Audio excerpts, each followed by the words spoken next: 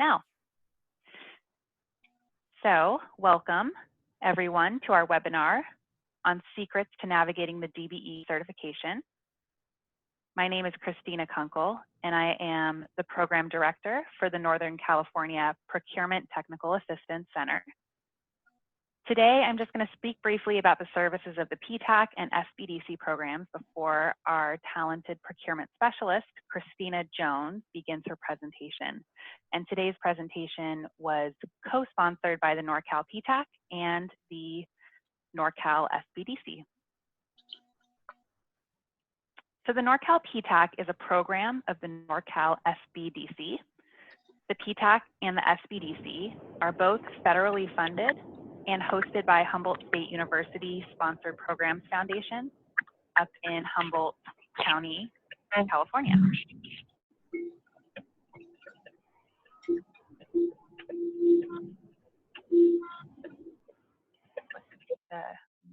There we go. So the Norcal PTAC is funded to provide one-on-one counseling services for free on procurement topics to businesses in Siskiyou, Shasta, Trinity, Del Norte, Humboldt, Mendocino, and most recently Solano counties, as shown in the map on your left in green. These county restrictions are determined by the federal definitions of economically distressed counties. There are about 100 other PTACs across the US. On the right-hand side, we have the map of the North for the California SBDC actually, and the Norcal SBDC is shown on the right, on the left of the map here in red. SBDCs provide free one-on-one counseling services on more general business topics. Their service area slightly overlaps the PTAC service area from the Oregon border in Del Norte County all the way down the coast to the Bay Area and down to Santa Cruz County. So the Norcal PTAC provides 3 core services, all of which are free to clients within the PTAC service area. The first is one-on-one counseling, which I alluded to earlier. Our experienced procurement specialists can help with SAM registration, DUNS numbers, certifications, crafting capability statements, GSA schedules, and any other government contracting topics. We can help you from start to finish. We can help you understand where your business fits in the government marketplace and how to market yourself.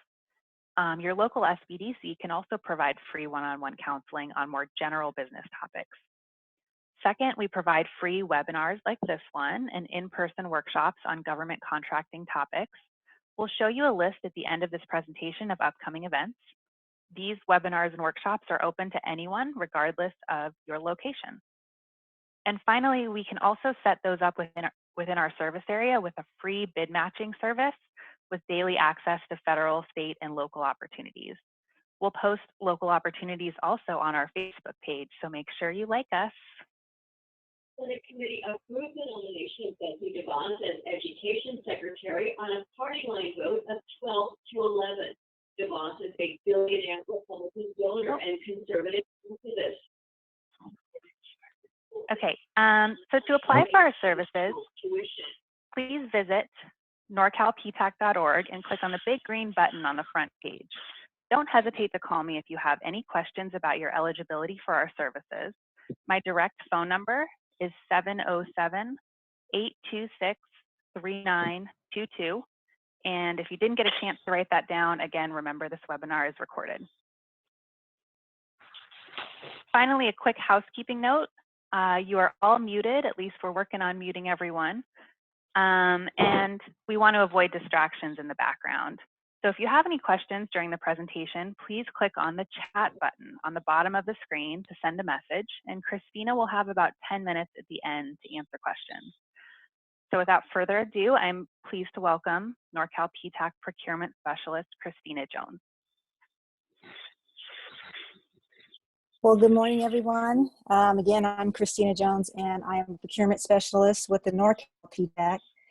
Some of you may have attended some of the webinars that I've conducted over the last quarter, particularly the initial one on general certification.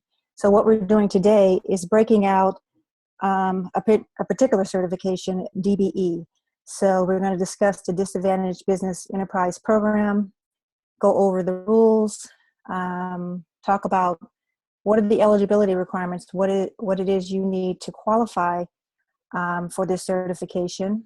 We'll go through the application page by page, and we'll talk about what to do once you're certified, do some frequently asked questions, and of course talk about what to do once you're certified.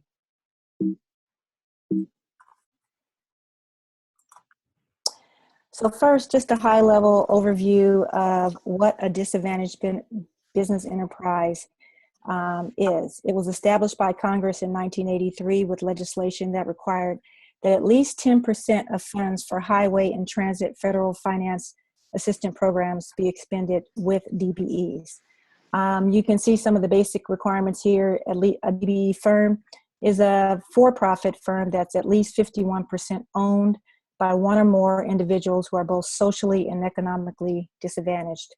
And we'll talk specifically about the definition of that. So who recognizes DBE? Of course, the state of California recognizes it. Other states have reciprocal certifications. So if you are, you reside in California, once certified here, you can go and apply for a reciprocal certification in other states if it suits you. And then also you can, cities recognize it, local government agencies, federally funded projects. Many private companies also recognize certification because of basically the underwriting that occurs and they confirming that firms are truly vetted and disadvantaged business enterprises. So here's a high-level overview of what the requirements are, but we'll go over these specifically, the 6 steps in subpart D that you need to meet in order to qualify. One thing I want to note from here is that if you are a minority and a woman, you would receive, of course, the DBE certification as a disadvantaged business enterprise, and you'd also be considered a MBE as a minority and a WBE as a woman. If you're only woman, and not a minority, I should say, then you would be considered disadvantaged business enterprise as well as WBE. And so there's no separate application process. All of this is underwritten at the same time. So let's look at the first rule, which is 49 CFR, which is, if you haven't followed other presentations or have been involved in other presentations we've had or webinars, it's the Code of Federal Regulations and basically the government rule book. So if you were to even Google 49 CFR Part 26, it would bring up these DBE participation rules, of course, in more detail. But this is the rule, which is basically to ensure non-discrimination in the award and administration of DOT-assisted contracts. And what assisted contracts means is that federal funds are being used for these transportation projects. And so therefore, the federal government mandates that the states allocate, as I mentioned before, 10% of those projects to certified disadvantaged business enterprises. So this is also to help level the playing field for DBEs to compete against larger firms.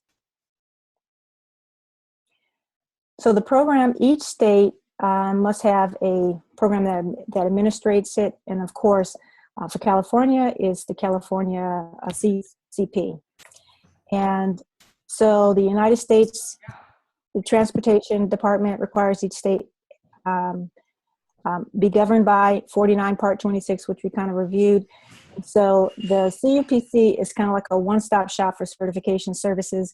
They certify DBEs at the statewide level through Caltrans, but also other agencies participate in underwriting and certifying DBEs as well, and we'll look at who those are. So here's a list of some of, not every certifying agency, but this is a good portion of the agencies that can certify you as a disadvantaged business enterprise. And it's just determined by where you're located, what region you're in. So on the application, on one of the pages towards the back, it'll list mailing instructions and list regions and state where you should mail your application.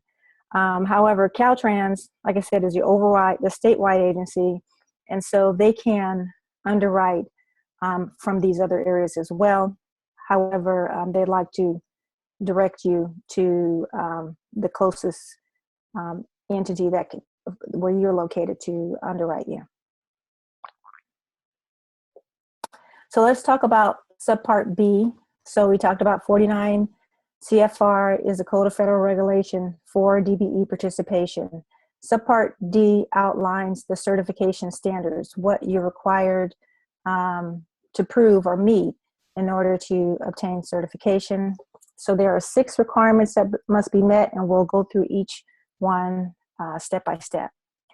So first, social and economic disadvantage. This is what you must prove. And to prove this, you must be a U.S. citizen or a resident alien, and meet the definition of socially and economically disadvantaged individual, which is in this 49 CFR Part 26.67. But what I'll tell you is that's basically saying you're part of one of the presumed groups, which are minority groups, so that you are either a Black American, Hispanic American, Native American, Asian Pacific American, subcontinent Asian Americans, or any other minority found to be disadvantaged by the regulations, or any individual found to be socially and economically disadvantaged, but on a case-by-case basis. So what that means is that if you are not a part of one of the presumed groups that I mentioned, you would have the burden of proof to basically prove that you were Hispanic and you were discriminated against in some way in order to qualify as a socially disadvantaged individual. Economic disadvantage is also, I will cover specifically what that entails, but you must be deemed economically disadvantaged, and we'll talk about that here on this next slide. So your personal net worth, you must have a personal net worth of less than 1.32 million. It excludes ownership in your interest in your firm and in your primary residence. However, what's important to note here is that an individual with very high assets and significant liabilities in accounting terms has a personal net worth of less than 1.32 million. However, collective assets will be considered. So for instance, if you own a home that's worth $10 million, they may include that. They may say you have the potential to exceed this 1.32 million threshold very easily. Say for instance, you have some expensive assets, for instance, a yacht or something like that, things that basically deem that you are not economically disadvantaged. So just something to consider. Next is a business size standard. The firm, including its affiliates, must be deemed as small, defined by the SBA. And this is based on your NAICS code, your North American Industry Classification System code, which just defines what product or service that you provide. And so as long as your firm is within the guidelines under the employee count or under the revenue max for that NAICS code, you're considered a small business. And the other step for proving business size standard is annual gross receipts not to exceed 23.98 million within the previous 3 fiscal years. So ownership is very important, and what I want to point out here is what I have in bold: real, substantial, and continuing. So going beyond, I'm the owner of the firm, but I'm not really involved in the day-to-day of the business. I'm not the final decision maker. Maybe the minutes are written where someone else can take over the company or can override me. So these are things that they'll be looking for. Within the application, there's a lot of references to ownership, own and control, basically, and as well as when they come out and do a site visit, which we'll talk about a little bit later. So very important, cannot be in name only. So owning 51% is not enough. You must control the business as well. And that's pretty much with all of the certifications. Independent. So this is about controlling the firm, making sure that you as a disadvantaged individual control the firm and someone else is not turning the head, a large company. So making sure that your firm is independent. These are just some of the things that can equate to dependence I have here, like you require financial and bonding support, you share equipment, you share facilities, you share employees. So there are several different factors that can cause you to be affiliated. Now, then, affiliation doesn't necessarily mean that you can't be approved. For instance, if the company you're affiliated with is also small and they can qualify on their own for DBE certification. However, if the company is large and controls you, you will likely not qualify.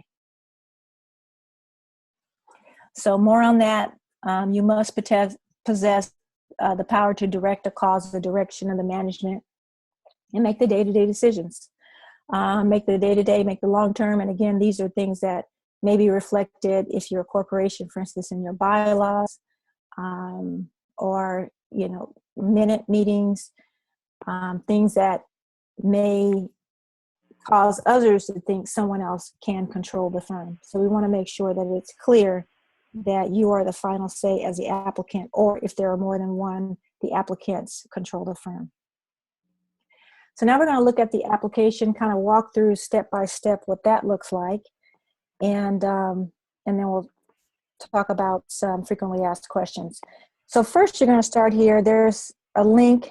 There's a resource page at the back of the webinar, and that will link you directly to this page. But for our purposes here, we're just viewing the page. We're going to start here and click on for DBE certification, click here. And what they're going to do next is basically affirm that you qualify. Just take you through a series of quick questions, high-level questions, which are based on the 6 steps that we just reviewed to make sure you actually qualify before you proceed. So there is an option to go around and just go right to the application, but I suggest you go through this to make sure you've met the qualification, and you don't want to go through all of the trouble if there's something that will prevent you from getting certified.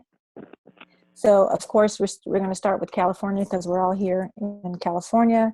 And then there are the certification guidelines are listed here. So each of these boxes must be checked as I have them checked here. Your business is at least 51% owned and controlled by a socially and economically disadvantaged individual. The business is for profit, and it meets the 3-year annual gross receipts requirement. The personal net worth we just discussed does not exceed 1.32 million. You're a lawfully admitted citizen or permanent resident, and the business is independent. So assuming you can check off all of those boxes, that yes, you can meet those requirements and you can continue with the application. And so here we're going to step into the application. So first, I'm kind of taking this out of order because this is what I recommend you do, is start with gathering your requirements. On page 14 of the application is that the requirement list. Because once you gather everything, first of all, you'll determine if there are any issues that you need to resolve, any paperwork that you're missing. And most importantly, it will help you answer the questions in the application so you can go through it fairly quickly. And you'll have to provide all of this anyway in order to send it in as a complete package. So I highly recommend you start with this first. And the other thing I want to point out is that if there is a checkbox next to something, for instance, for required documents for all applicants, you must provide either the document or what I call a DLOE, a detailed letter of explanation of why you don't have that document. So everything must be addressed. We can't skip over things because those are things that will cause our application to be delayed. So, and of course, if you're a partnership or joint venture, you want to add those requirements. Corporations, add the corporation or LLC requirements. And these are on the second column, on the right-hand side, optional documents to be provided on request. So those are things that they can ask for, just to be aware that they can ask for them. You can provide them up front if you choose to do so, but just they're kind of basically giving you a heads up that these are additional things that they may ask for. Okay, and then after you've gathered all your requirements, before, again, moving on to the application, I suggest you read through the instructions. There are 4 sections of the application, and the first one is basically certification information, which is your basic contact information, but also trying to confirm whether or not you've been certified as a DBE before or an 8A. Those things would indicate that the firm has already been underwritten, and make it a little easier to go through the process. For instance, if you've already been 8A certified, or for instance, DBE certified in another state. So those are important. That's the first step. Step 2 is your general business information. So you can read there. And the reason again, like I said, I suggest that you read through these because it will answer, not all, but some of the questions that you may have as you're going through the application. Third, section 3 is the majority owner information. So the majority owner, meaning those who own the 1 or 2 individuals, or however many individuals own 51% of the firm and are within the presumptive group and are the ones that are using to qualify the firm as a DBE. Those are the ones that need to complete section 3, majority ownership. And also there will be a section for those in the non-majority to complete as well. And then section 4 is all about control, but I will say that within each section, maybe besides section 1, there's a little bit of information about ownership and control, because that is like the overriding theme here, is to make sure that the individual who's applying actually controls the firm. So we're looking for here, and we'll actually look at the application in a second, and you'll see some of the questions that they ask. They ask about inventory, all of these things too. Like I said, they're looking at collective assets. So they want to know what it is the firm has. They'll look at your personal net worth statement, and like I said, what assets you have. They're looking at the collective assets to make sure that you are in fact disadvantaged.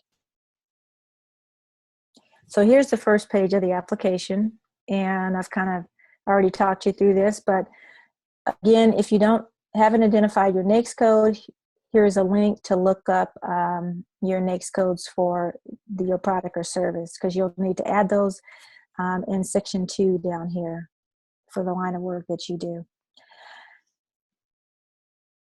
Also in section 2, this general information, you'll need to give a concise description of your firm's primary activities. So if you have a capability statement, or perhaps a little paragraph on your website or something that kind of describes what the firm does, or product or services that they sell, you can add that in here. Okay, on the next page, we're talking about the type of business you are: sole proprietorship, partnership, LLC, and so forth. They're just gathering information on your business. Number 9, I made a note there about gross receipts of the applicant firm. So if you don't have 3 years of receipts, it's okay.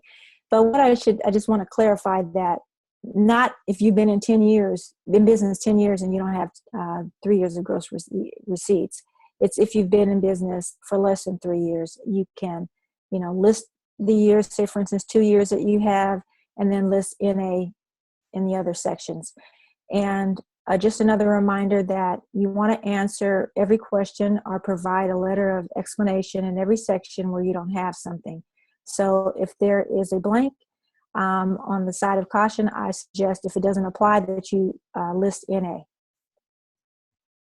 Okay, here again, this is outside of the control section. Relationships and dealings with other businesses. Again, they're trying to determine if any other businesses are turning this head. So they want to know if you're co-located in this question at any of, if your firm is co-located at any of its business locations. So you're sharing locations. Do you share a phone number, an address, storage space, and so forth? So again, it's very important in the eyes of the certifying agency to determine that you're independently operated. And so that was also one of the sections and subpart D that we need to meet. Okay. I see someone's asking a question. I will get to the questions at the end of presentation. Okay. Next page. Here's a question I get quite a bit. I mean, I started this business, question number 10, that is. I started this business 20 years ago. I don't have a copy of the receipt. I bought, you know, a fax machine or something, and I have no idea where the receipt is. So again, we want to list,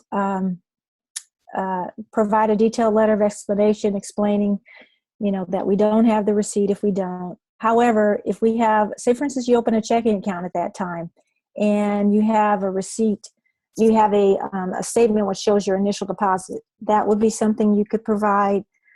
So a lot of different options. They just want to know how you initially capitalized this firm. Was it cash? Was it real estate? Was it equipment? Was there something else that you used to capitalize the firm? So either provide some type of document or definitely provide a letter of explanation here. And so a lot of the questions here also, again, are trying to make sure that ownership and control remains with the DBE.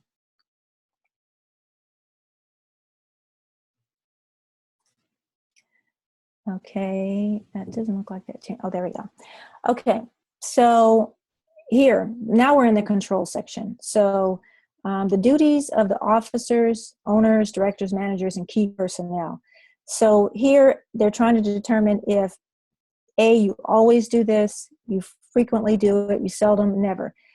Of course, you can't do everything. So A and F should not be checked off for the applicant, assuming, you know, typically, unless it's, for instance, it's a sole proprietorship and you really are doing all those things, that's fine. Or if you're really doing all of those things. But a lot of times, they understand that things are designated, are delegated, as long as you're still controlling the business. The final say comes to you. You make the decisions. You're involved in, for instance, major purchasing decisions it has here. Maybe you're not involved so much in sales because you have a sales rep. So again, this is just making sure that you're in the control at top, but you can have supporting people, for instance, as I mentioned, key personnel that also perform some of these duties. So when they come out for the site visit, this is basically what they're looking for, to see if what you've stated here is matching up to what's actually happening on site. So more questions on the same thing. Basically control, a list of inventory, which hopefully you've gathered everything from the checklist, so this is easy to just fill out.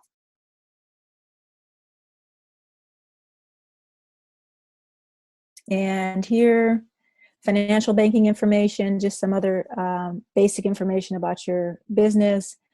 And then question F, for instance, identify all sources, amounts, and purposes of money loaned to you, to your firm, including from financial institutions. So they want to see if anyone's helping you, again, fund the firm or meet the firm's obligations. Also checking in G, same thing, list any contributions or transfers of assets to or from your firm. So, you know, it's not, they're basically trying to determine, for instance, if you are having someone gave money to the firm, for instance, and that was used basically, for example, to purchase equipment or something like that. And then perhaps the money was sent back to that firm. They want to see any transfer that are occurring to and from any firms to, again, confirm ownership and control. Oh, I want to go back and just cover this question H, or this section H, current licenses and permits. And this is something else that comes up quite a bit. Say, for instance, oh, somebody's providing some highlights there for me. So say, for instance, your husband and wife duo and a construction firm, and the husband's been held the license, you know, he has a license he's held for 30 years. And so we're wanting to apply for DBE and also get woman-owned WBE as well. So perhaps the wife decides, well, I'm going to go and get a license, and I'm going to be a 51% owner, and you know, that will qualify us as WBE and a DBE, and it'll show that I'm also a license and permit holder. Well, there's some concerns with that as far as from the certifying agencies. They will look at the license that's been in place and that's held the business, you know, for many years, possibly, potentially, and may still disregard that new license that's been earned, for instance, by the wife.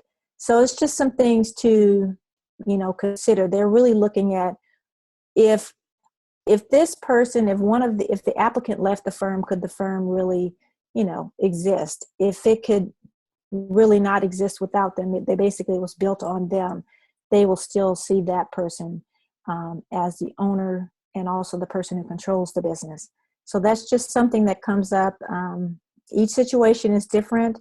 We can help talk you through that. If you have questions specifically, if you have a situation like that where two partners, one holds a license, one is a qualifier, for instance. So different situations, but just something that I want to point out and comes up quite a bit. So here they're asking for active jobs. It's okay if you don't have any active jobs, but like I say, please be sure to answer all the questions. If you do, you know, make sure you list all of the information here, because again, they're kind of confirming what you put down here in a site visit. Unlike some other certifications, they require you to put down the information, but they may not come out. They may do research. They all do research to find out if what you've listed is true. But there's something, you know, a little different to be said when you come out and observe what's going on at the site. And so once the application is complete, you'll need to basically attest that everything you said was true and sign and have it notarized. But before you do that, before you go for the notarization, you'll want to work on your personal net worth statement. So the applicant, meaning the socially and economically disadvantaged person or persons, must complete a personal net worth statement. And so here are just the instructions which I suggest you read first, so you're clear on what it is that you need to put on, what they're asking for in the sections on the form. So note that any married owners, as you know, California is a community property state, so married owners must include all assets and liabilities for you and your spouse. And there's a space there to list your spouse's name. And this also includes, by the way, recognized civil unions. Assets of those also need to be included. So list all stocks, bonds, brokerage accounts, properties, including primary residence. And we talked about, like we said, for instance, a property that has a really large, I mean, I'm not speaking of something that a property can't have, you know, an average value or a good value, but just something that's a little beyond the norm. These are things that they may look at as a collective when they're evaluating their assets. And so same here, you'll need to, after you complete it, signature and notary. So now you're done. So you want to go back through and review your entire package, meaning everything that you've gathered that was on that checklist, to make sure it's all complete. And I recommend that you put, if you have this, a colored sheet or something in between each document section, just to make it easier for the reviewer and make it clear that you've enclosed everything that you need. No need to put it in a binder. You can just put a rubber band. They prefer that. And then once you've reviewed everything, like I say, assembled it in the right manner, sign, notarize, and mail it to the certifying agency based on the grid that's at the back of the application. So depending on which section, I will tell you that some certifying agencies do take longer than others. And I believe that if this is still the case, the last time I checked it was, Caltrans will also in Sacramento take applications for a lot of areas. So you could potentially, for instance, send it to San Francisco or to the LA Metro is the one I'm thinking of that maybe sometimes is a little bit slower, but it also allows you to send the package to Sacramento. So if that is the case, then I recommend you send it to Sacramento for ensuring that your processing time is close to this approximately 90 days. Doesn't go too far beyond that. So we've been talking about the site visit quite a bit, and I also add that a site visit will be conducted before approval. So even if everything's in, you feel like you've answered all the questions, the site visit is the final stamp. And when they come out, they won't tell you there whether or not you're approved. You'll receive a letter in the mail, so or email stating that you're approved. So just please note that that's also an important part of the certification process. So once you're certified, how do you maintain it? For DBE, it's not too bad. It's not as extensive as some of the others, for instance, like 8A certification.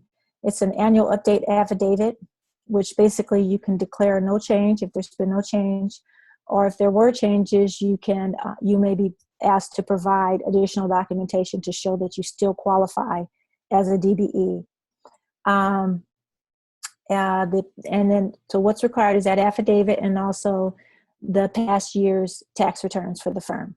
So you should receive a notice, a 60 and a 30-day notice, but I suggest that you just calendar this out at least 60 days before your renewal, so you make sure that you are in compliance. You won't actually do certification, but if you're out of compliance, it can cause problems for you. So make sure that you get your renewal in on time. Okay, let's talk about some frequently asked questions, and then of course at the end I will let you ask questions. I see there's already a couple there. So let's jump into that. First thing, I wanted to just review a general acronym chart, add this as a frequently asked question, because a question that I often get is about the UDBE, the underutilized disadvantaged enterprise, which seems as if, it's like, I want to, I've had companies call and say, I want to be a UDBE also, besides a DBE. And so, but the fact is, if you are a DBE, you are a UDBE. It's underutilized disadvantaged business enterprises. And by being a member of one of the presumptive groups, that we talked about, you're automatically a UDBE.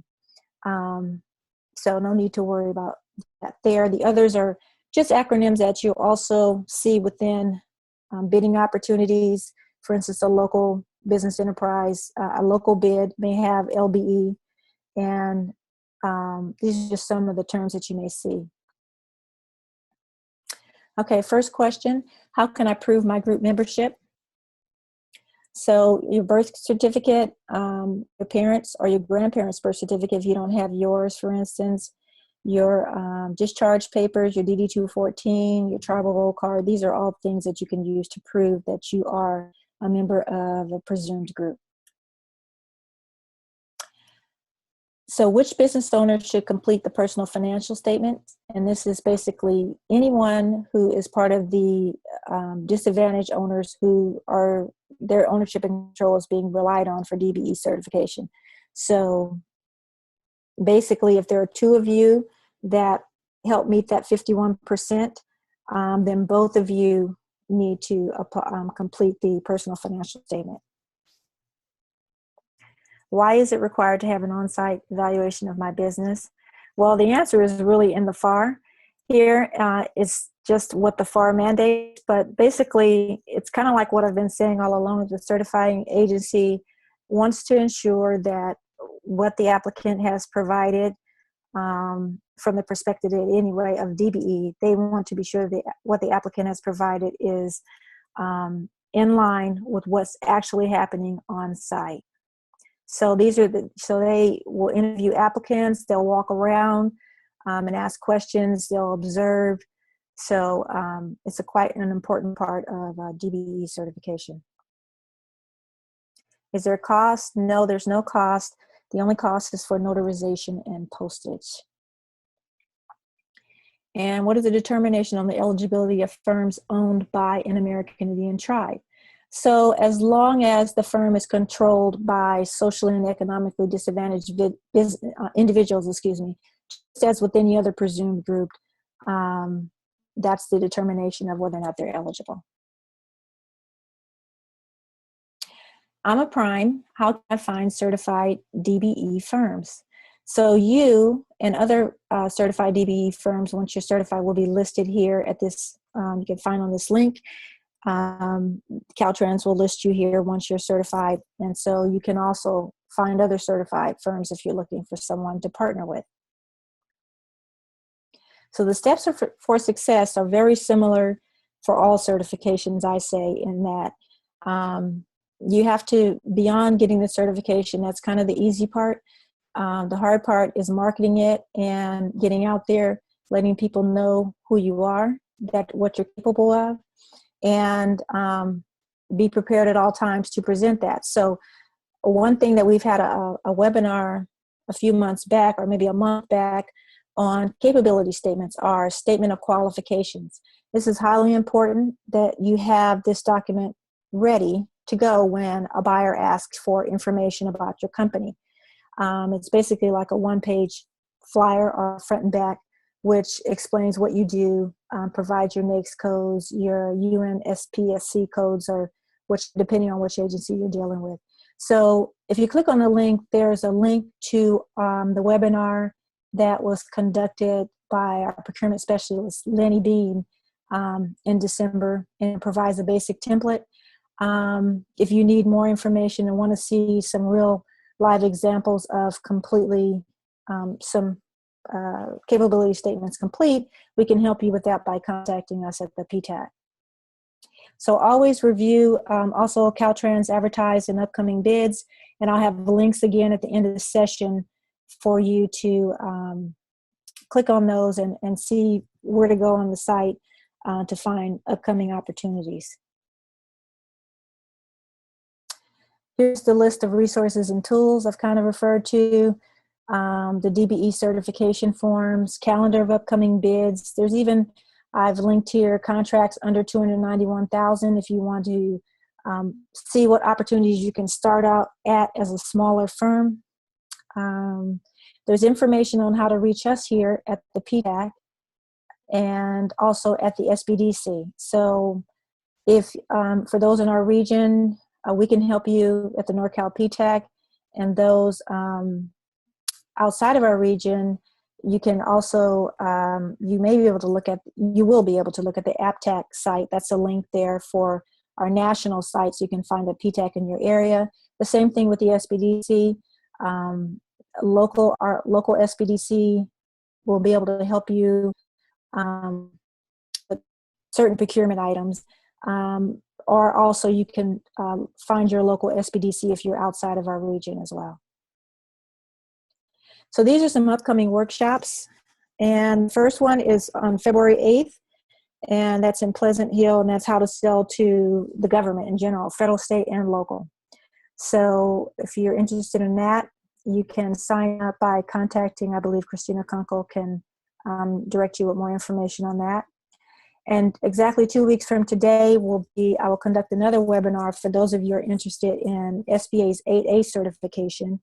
And I'll go over a lot of specifics about, what the program is, some of the trigger factors, things that come up, and we'll also go through the application as well. So if you're interested in 8A or you think you may qualify, please join me for the webinar in 2 weeks on February 14th. And then within the month of February and March, there are going to be several how to do business with the state of California sessions conducted. You may have attended one recently in Redding and Eureka, but or if you missed those, here's some future dates that are coming up within the next months.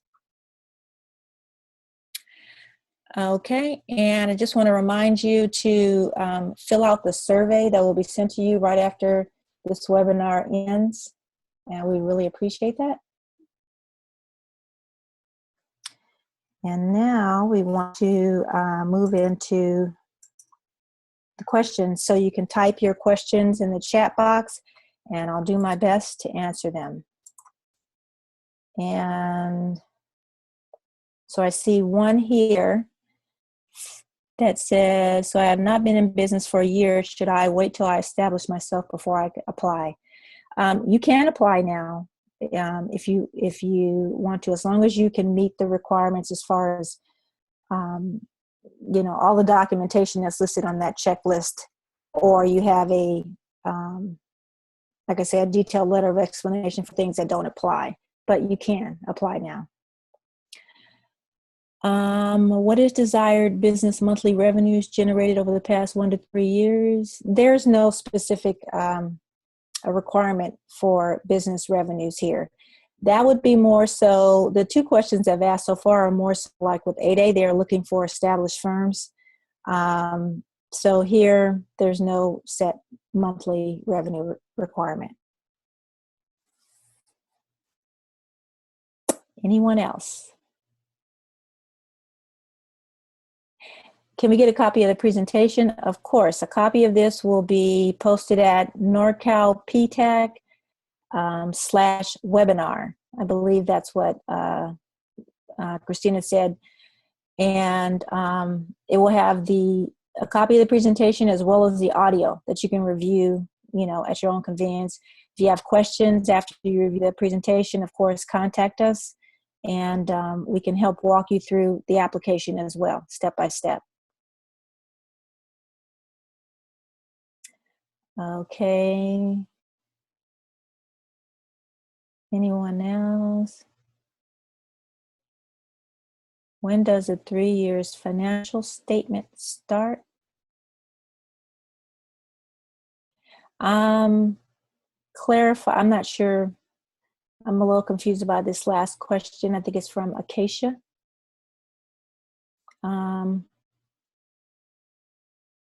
So if you've started your business, it would, you know, your business fiscal year, if you, whether you use a calendar year or a fiscal year. So from the time you establish or get a biz, so the time you establish, from the date you establish your business, that's when your business calendar year or fiscal year starts. So 3 years financial statements from that point, from the date of the start of your business, if that's been 3 years.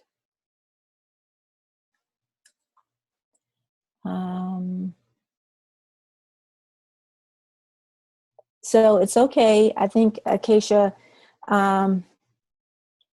it's okay if it sounds like you're just starting your business and you're concerned about not meeting the 3 year requirement, which if you don't have 3 years, it's okay. I hope that answers your question. So you've been offering services for 3 years, but licenses from 2016. Oh, so this is really referring to your business start date, is what you're saying. So it depends on what type of business that you have. I think that we should really talk offline about your business specifically. So please be in contact with Christina Kunkel, and then she can get you in contact with me or one of the other procurement specialists.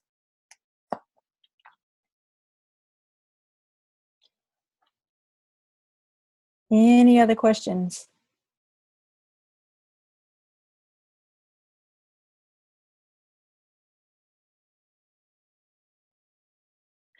What is the difference between DBE and 8A certification? A DBE is for federally funded projects, excuse me. So firms are certified as disadvantaged business enterprises because they are under the FAR that I mentioned, where 10% of projects, of federally funded projects for transportation, they're required to allocate 10% of those projects to certified disadvantaged business enterprise. So it's really for transportation type projects, but it also covers a lot of projects with over state of California, where 8A is a federal certification, and it's also based on minority status as well, economic and disadvantage as well, but it's a federal program, and DBE is a state program. And I'll be, of course, like I mentioned, on February 14th, join the webinar, and I will be going over the specifics on what 8A requires. I'll tell you that 8A also is for the business that's not a startup. It's more for a business that's proven success. So that's another big difference between 8A and DBE. Okay. Yeah. In response to Acacia, yes, please follow up with Christina Kunkel, and she'll put you in contact with me.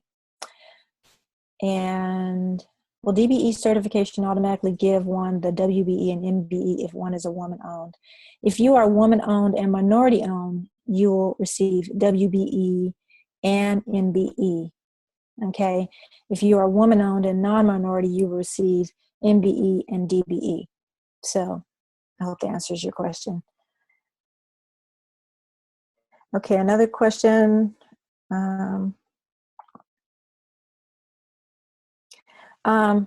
Yes, any company can apply, as long as the product or service you provide is within the NAICS codes, which I'm sure this is, repair of appliances and installation of new appliances. So yes, this definitely would apply to you too, but we could help you identify which NAICS codes and which opportunities. That was kind of what Christina mentioned as far as researching what type of opportunities would be helpful for you, or what's out there for you, for instance, with state work, with Caltrans work, to see which certifications fit you best. So we can help you with that. Contact Christina and Kunkel, and then she will set you up with a procurement specialist, so we can research where your company fits best in government contracting.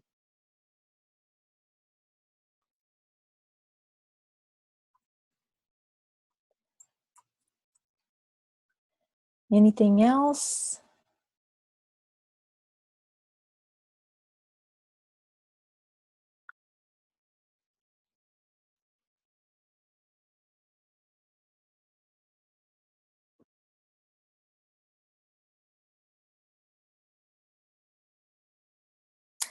Okay, well, I don't see any additional questions. Thank you all for joining me. And like I said, please contact the PTAC or the SBDC, depending on what your needs are. Perhaps you're a startup business and you have those questions. The SBDC can definitely assist you with that. If you're thinking you need to kind of get your infrastructure established before you come over to government contracting. So again, you can reach Christina Kunkel, and she can put you in touch with the person at the SBDC as well. So please complete the survey when Christina sends it out at the end of end of this webinar. And again, you can access this webinar and the audio online right after on our website, Norcal PTAC /webinar. Okay, and thank you all, and I hope to speak with some of you soon. Thank you.